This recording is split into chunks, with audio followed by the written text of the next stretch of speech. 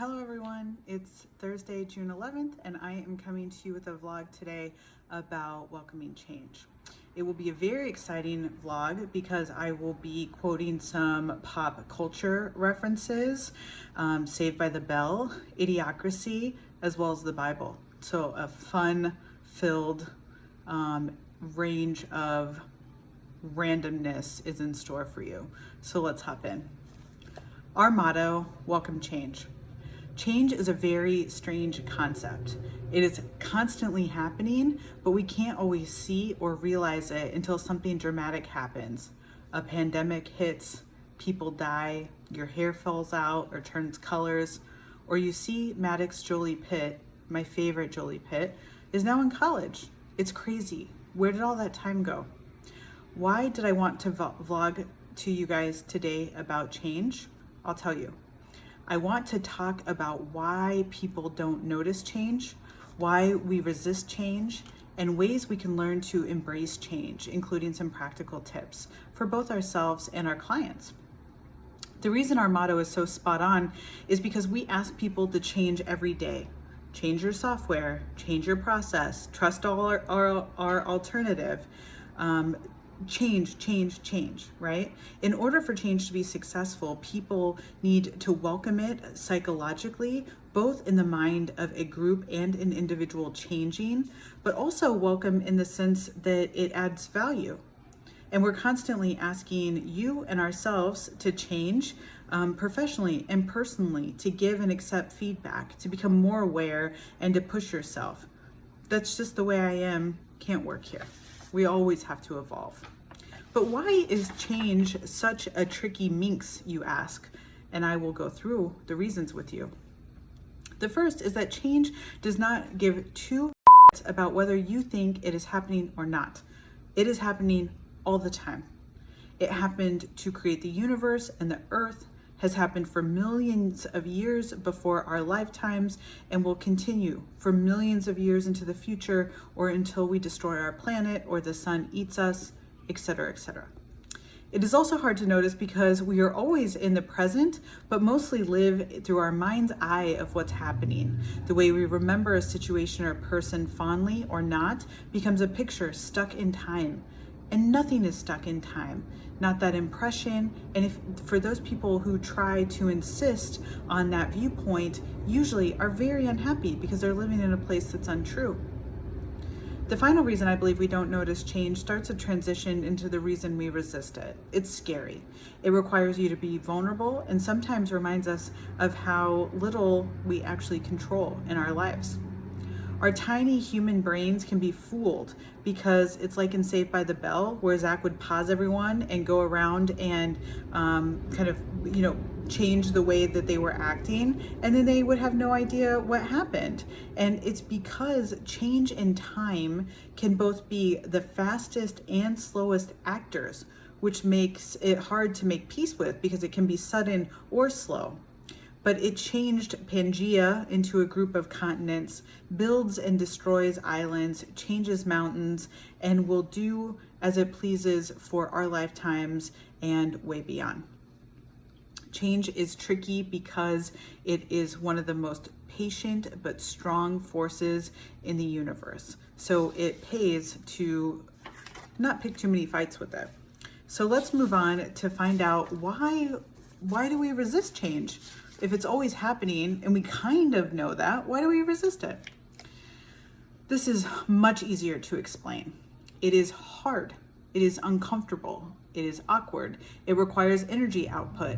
Sometimes it means admitting that you are wrong or exploring something different or new. If you have learned only one thing from my vlog series, it should be that lizard brain is lazy. It would just position you somewhere like an Idiocracy, where you live on a toilet, by the fridge, watching TV, playing video games and iPad at the same time, but your soul yearns to live life and experience things and evolve and be fulfilled with work and the people around you.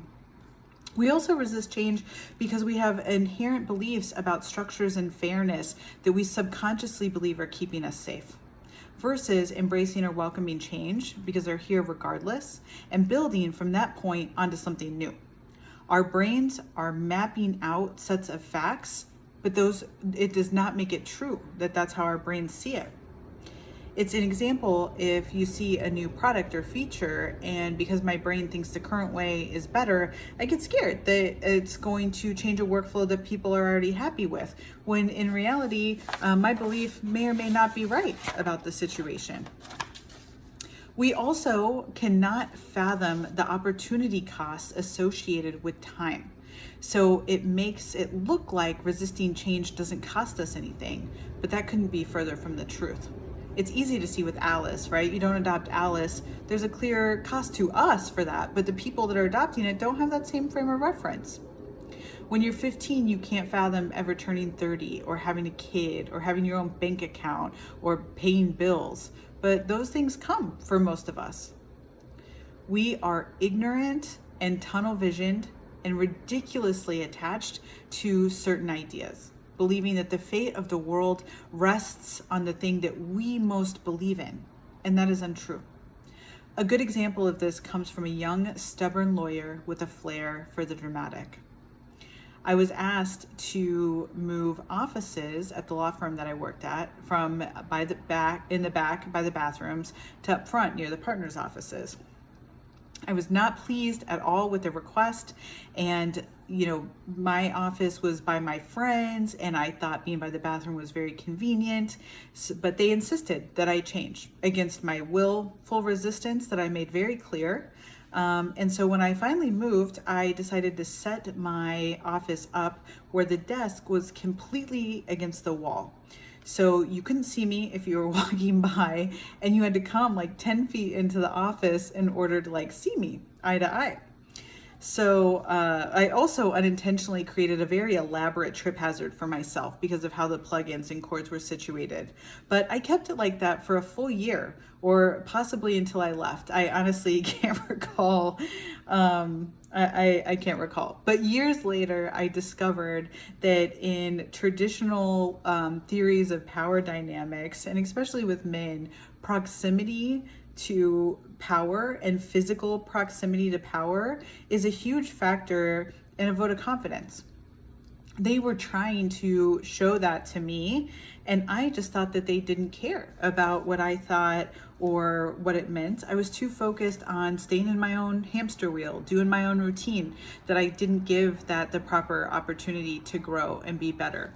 So to Synergy and its partners, I apologize. Let's move on. So how can we embrace change? The first thing is having awareness, true awareness and understanding that change is inevitable and resistance is futile. Change is happening regardless of what you think or what you hold on to, and does not give a damn about the things that you cling to feel safer. Ultimately, change and time will win. Once you are aware, you free yourself up to participate and impact the change versus staying staunchly put where you wanted to be. Personally, you don't get the time back. Sometimes you are scared. When I was young and decided to go to law school after undergrad, I thought 3 years of school, that's a lifetime. It's for forever, But I graduated at 24 years old. And if I had decided to do it later, it would still be 3 years long. I would just be older. So don't wait to start your goals or to do something that you care about or believe in.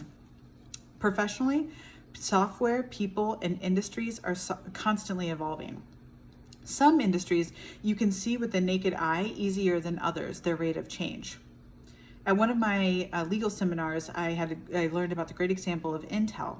In the 80s, Intel was 80% hardware, roughly, please give me some margin on these numbers, 80% hardware, 20% software. By the 90s and 2000s, these numbers had become completely inverted. I'm sure there were a lot of people within that organization who very strongly believed that Intel should stay focused on its core, what it knew well, which was hardware, and doubled down on that. But ultimately, the company evolved and prospered from really embracing the change that some were able to see coming. If you want to have a job that doesn't require a lot of change, there are options for you.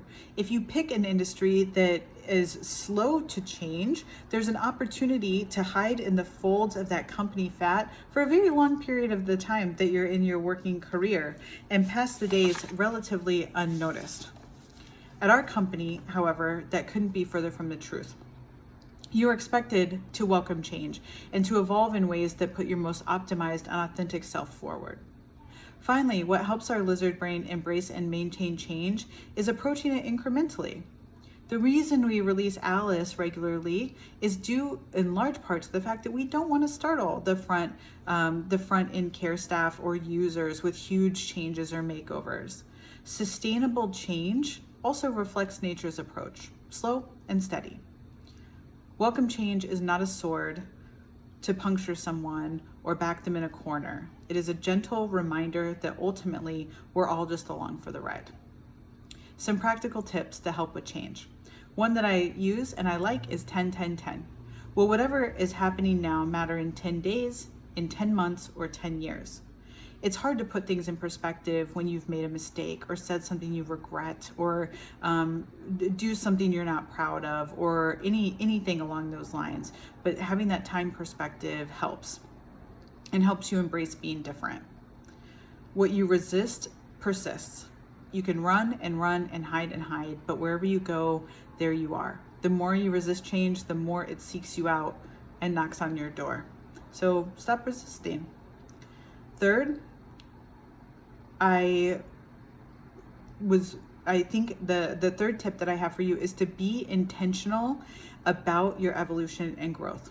I read in a book that I'm reading now about an example he gives where someone said that they had 20 years of experience. And when he looked into it, he said that wasn't actually the case. They had 1 year of experience they repeated 20 times.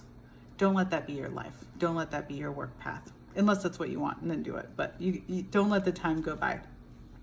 And finally, just as flowers start as seeds, tigers prowl and hunt, or a caterpillar changes into a butterfly, we are humans meant to live this human life. The highs and the lows and the love and the pain and the change. I'll leave you with a quote that helps me refocus whenever I become entangled in controlling or forcing my life to be a certain way. And it says, "Consider the lilies of the field, how they grow. They toil not, neither do they spin. Go as nature goes.